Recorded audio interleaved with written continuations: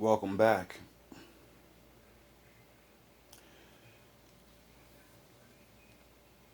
Let's just jump into this. Since I'm learning more of the Bible, that means you can learn with me.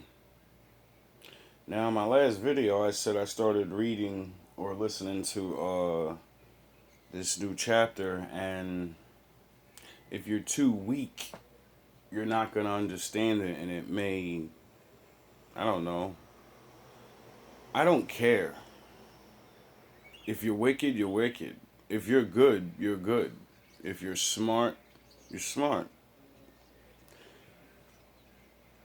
All love, all praise to the Most High. The Book of Ecclesiastes, Chapter 1. The words of the teacher, son of David, king in Jerusalem. Meaningless, meaningless, says the teacher, utterly meaningless. Everything is meaningless. What do people gain from all their labors at which they toil under the sun? Generations come and generations go, but the earth remains forever. The sun rises and the sun sets and hurries back to where it rises. The wind blows to the south and turns to the north. Round and round it goes, ever returning on its course. All streams flow into the sea, yet the sea is never full. To the place the streams come from, there they return again. All things are wearisome, more than one can say. The eye never has enough of seeing, nor the ear its fill of hearing. What has been will be again. What has been done will be done again. There is nothing new under the sun. Is there anything of which one can say, look, this is something new? It was here already long ago. It was here before our time. No one remembers the former generations, and even those yet to come will not be remembered by those who follow them. I, the teacher, was king over Israel in Jerusalem. I applied my mind to study and to explore by wisdom all that is done under the heavens. What a heavy burden God has laid on mankind. I have seen all the things that are done under the sun. All of them are meaningless, a chasing after the wind. What is crooked cannot be straightened. What is lacking cannot be counted. I said to myself, look, I have increased in wisdom more than anyone who has ruled over Jerusalem before me. I have experienced much of wisdom and knowledge. Then I applied myself to the understanding of wisdom, and also of madness and folly. But I learned that this too is a chasing after the wind. For with much wisdom comes much sorrow. The more knowledge, the more grief. Ecclesiastes 2. I said to myself, come now, I will test you with pleasure to find out what is good. But that also proved to be meaningless. Laughter, I said, is madness. And what does pleasure accomplish? I tried cheering myself with wine and embracing folly, my mind still guiding me with wisdom. I wanted to see what was good for people to do under the heavens during the few days of their lives. I undertook great projects. I built houses for myself and planted vineyards. I made gardens and parks and planted all kinds of fruit trees in them. I made reservoirs to water groves of flourishing trees. I bought male and female slaves and had other slaves who were born in my house. I also owned more herds and flocks than anyone in Jerusalem before me. I amassed silver and gold for myself, and the treasure of kings and provinces. I acquired male and female singers, and a harem as well, the delights of a man's heart. I became greater by far than anyone in Jerusalem before me. In all this my wisdom stayed with me. I denied myself nothing my eyes desired. I refused my heart no pleasure. My heart took delight in all my labor, and this was the reward for all my toil. Yet when I surveyed all that my hands had done, and what I had toiled to achieve, everything was meaningless, a chasing after the wind. Nothing was gained under the sun. Then I turned my thoughts to consider wisdom, and also madness and folly. What more can the king's successors do than what has already been done? I saw that wisdom is better than folly, just as light is better than darkness. The wise have eyes in their heads, while the fool walks in the darkness. But I came to realize that the same fate overtakes them both. Then I said to myself, the fate of the fool will overtake me also. What then do I gain by being wise? I said to myself, this too is meaningless. For the wise, like the fool, will not be long remembered. The days have already come when both have been forgotten. Like the fool, the wise too must die. So I hated life, because the work that is done under the sun was grievous to me. All of it is meaningless, a chasing after the wind. I hated all the things I had toiled for under the sun, because I must leave them to the one who comes after me. And who knows whether that person will be wise or foolish? Yet they will have control over all the fruit of my toil, into which I have poured my effort and skill under the sun. This too is meaningless. So my heart began to despair over all my toilsome labor under the sun.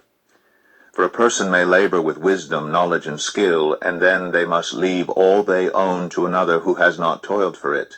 This too is meaningless and a great misfortune. What do people get for all the toil and anxious striving with which they labor under the sun? All their days their work is grief and pain. Even at night their minds do not rest. This too is meaningless. A person can do nothing better than to eat and drink and find satisfaction in their own toil. This too, I see, is from the hand of God, for without him who can eat or find enjoyment? To the person who pleases him, God gives wisdom, knowledge, and happiness, but to the sinner he gives the task of gathering and storing up wealth to hand it over to the one who pleases God. This too is meaningless, a chasing after the wind. Ecclesiastes 3. There is a time for everything, and a season for every activity under the heavens, a time to be born and a time to die, a time to plant and a time to uproot, a time to kill and a time to heal, a time to tear down and a time to build, a time to weep and a time to laugh. Sorry, Father, but I am a sinner, and I know I shouldn't do this, but I haven't reached my peace yet. I just wanted to say fuck you guys and eat a dick, cause like he said, it's a time for everything, and I'm angry. And when I make my videos, I'm like I try to be good, and I always really want to say fuck you guys so much because I don't know, I'm angry like everybody else, and I don't like to show that, but fuck you guys, but I love you.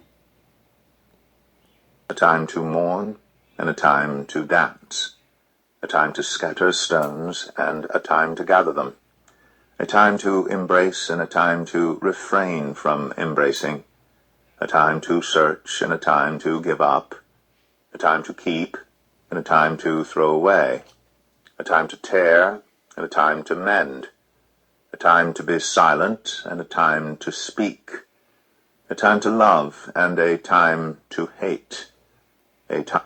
See? I'm not perfect. I'm just like you.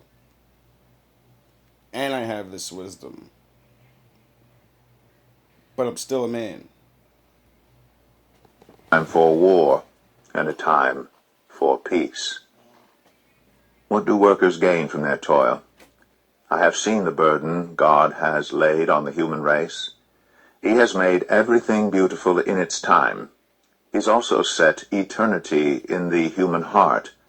Yet no one can fathom what God has done from beginning to end. I know that there's nothing better for people than to be happy and to do good while they live, that each of them may eat and drink and find satisfaction in all their toil. This is the gift of God. I know that everything God does will endure forever. Nothing can be added to it, and nothing taken from it.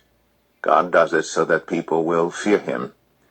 Whatever is has already been, and what will be has been before, and God will call the past to account. And I saw something else under the sun. In the place of judgment, wickedness was there. In the place of justice, wickedness was there. I said to myself, God will bring into judgment both the righteous and the wicked, for there will be a time for every activity, a time to judge every deed. I also said to myself, as for humans, God tests them so that they may see that they are like the animals. Surely the fate of human beings is like that of the animals. The same fate awaits them both. As one dies, so dies the other. All have the same breath. Humans have no advantage over animals. Everything is meaningless. All go to the same place. All come from dust, and to dust all return. Who knows if the human spirit rises upward, and if the spirit of the animal goes down into the earth?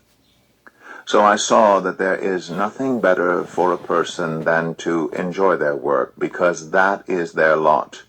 For who can bring them to see what will happen after them? Ecclesiastes 4. Again I looked, and saw all the oppression that was taking place under the sun. I saw the tears of the oppressed, and they have no comforter. Power was on the side of their oppressors, and they have no comforter. And I declared that the dead who had already died are happier than the living who are still alive. But better than both is the one who has never been born, who has not seen the evil that is done under the sun. And I saw that all toil and all achievement spring from one person's envy of another. This too is meaningless, a chasing after the wind. Fools fold their hands and ruin themselves. Better one handful with tranquility than two handfuls with toil and chasing after the wind. Again I saw something meaningless under the sun. There was a man all alone. He had neither son nor brother. There was no end to his toil. Yet his eyes were not content with his wealth. For whom am I toiling, he asked, and why am I depriving myself of enjoyment? This too is meaningless, a miserable business. Two are better than one, because they have a good return for their labor. If either of them falls down, one can help the other up. But pity anyone who falls and has no one to help them up. Also, if two lie down together, they will keep warm. But how can one keep warm alone? Though one may be overpowered, two can defend themselves. A cord of 3 strands is not quickly broken. Better a poor but wise youth than an old but foolish king who no longer knows how to heed a warning. The youth may have come from prison to the kingship, or he may have been born in poverty within his kingdom. I saw that all who lived and walked under the sun followed the youth, the king's successor. There was no end to all the people who were before them. But those who came later were not pleased with the successor. This too is meaningless, a chasing after the wind. Ecclesiastes 5. Guard your steps when you go to the house of God. Go near to listen rather than to offer the sacrifice of fools who do not know that they do wrong. Do not be quick with your mouth, do not be hasty in your heart to utter anything before God. God is in heaven and you are on earth, so let your words be few. A dream comes when there are many cares, and many words mark the speech of a fool. When you make a vow to God, do not delay to fulfill it. He has no pleasure in fools. Fulfill your vow. It is better not to make a vow than to make one and not fulfill it. Do not let your mouth lead you into sin, and do not protest to the temple messenger, my vow was a mistake. Why should God... That is so true. So, to any of you new guys that this actually helps and you start wanting to you realize you got to make a deal with the Lord. Don't say you're going to do these amazing things. He will help you for you following the law. You can tell him, I'll try my hardest to follow these laws and commandments. Can you help my life? See, when most people turn to the Lord, the devil tricked us to say that I'll change my whole life. I'll do this and that.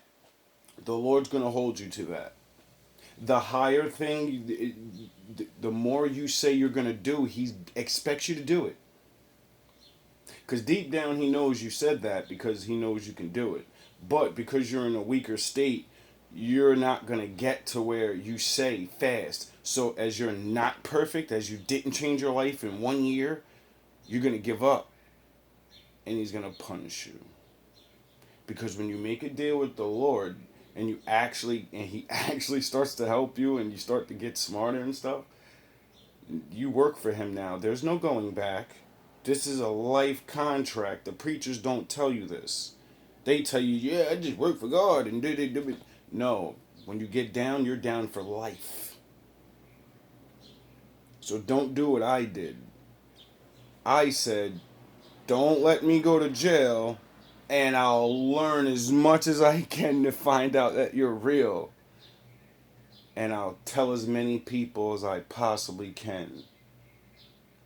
That was foolish because there's 7 billion people. I condemned myself to literally preach for the rest of my life. And there's consequences to being wrong. Angry at what you say and destroy the work of your hands. Much dreaming and many words are meaningless. Therefore, fear God. If you see the poor oppressed in a district, and justice and rights denied, do not be surprised at such things. For one official is eyed by a higher one, and over them both are others higher still. The increase from the land is taken by all. The king himself profits from the fields. Whoever loves money never has enough. Whoever loves wealth is never satisfied with their income. This too is meaningless. As goods increase, so do those who consume them. And what benefit are they to the owners except to feast their eyes on them? The sleep of a laborer is sweet, whether they eat little or much. But as for the rich, their abundance permits them no sleep. I have seen a grievous evil under the sun, wealth hoarded to the harm of its owners, or wealth lost through some misfortune, so that when they have children there's nothing left for them to inherit. Everyone comes naked from their mother's womb, and as everyone comes, so they depart. They take nothing from their toil that they can carry in their hands. This too is a grievous evil. As everyone comes, so they depart. And what do they gain, since they toil for the wind? All their days they eat in darkness, with great frustration, affliction, and anger. This is what I have observed to be good, that it is appropriate for a person to eat, to drink, and to find satisfaction in their toilsome labor under the sun during the few days of life God has given them, for this is their lot. Moreover, when God gives someone wealth and possessions, and the ability to enjoy them, to accept their lot, and to be happy in their toil, this is a gift of God. They seldom reflect on the days of their life, because God keeps them occupied with gladness of heart. Ecclesiastes 6.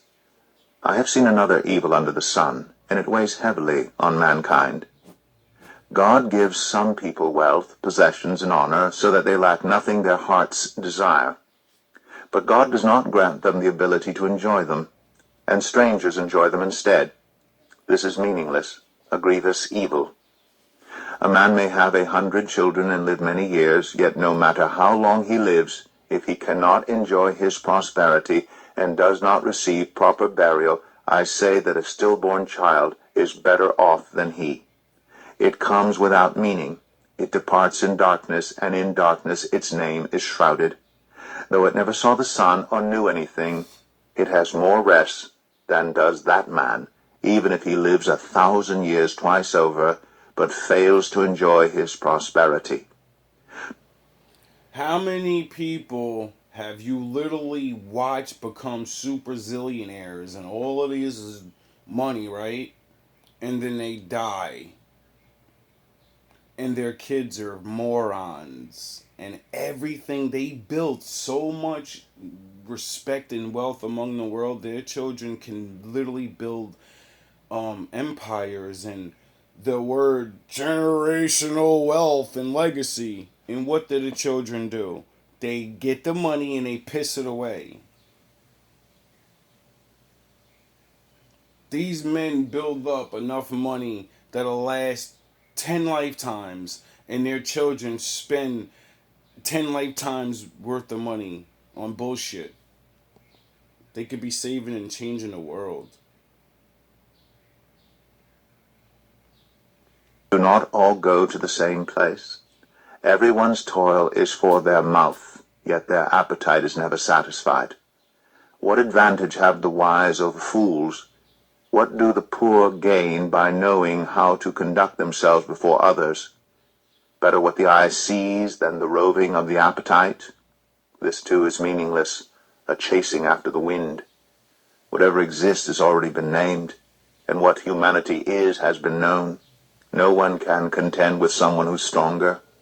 The more the words, the less the meaning. And how does that profit anyone?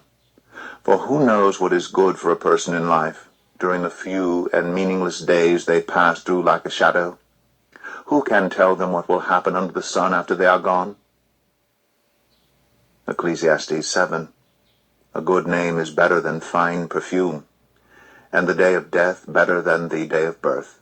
It is better to go to a house of mourning than to go to a house of feasting. For death is the destiny of everyone. The living should take this to heart.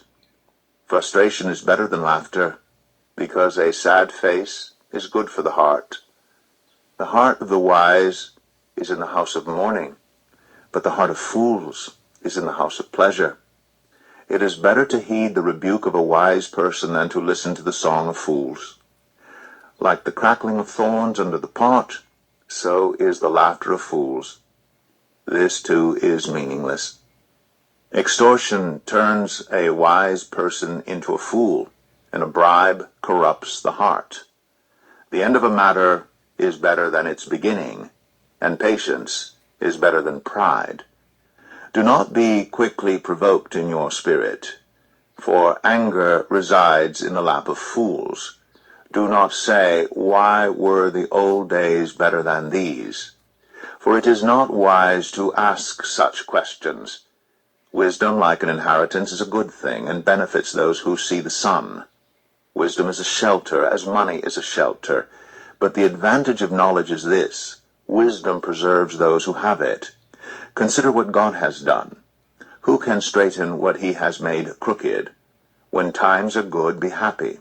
But when times are bad, consider this: God has made the one as well as the other. Therefore no one can discover anything about their future. In this meaningless life of mine I have seen both of these, the righteous perishing in their righteousness, and the wicked living long in their wickedness. Do not be over-righteous, neither be over-wise. Why destroy yourself? Do not be over-wicked, and do not be a fool. Why die before your time? It is good to grasp the one and not let go of the other. Whoever fears God will avoid all extremes. Wisdom makes one wise person more powerful than 10 rulers in a city. Indeed, there is no one on earth who is righteous, no one who does what is right and never sins. Do not pay attention to every word people say, or you may hear your servant cursing you, for you know in your heart that many times you yourself have cursed others. All this I tested by wisdom, and I said, I am determined to be wise, but this was beyond me. What And that's why I cursed you out.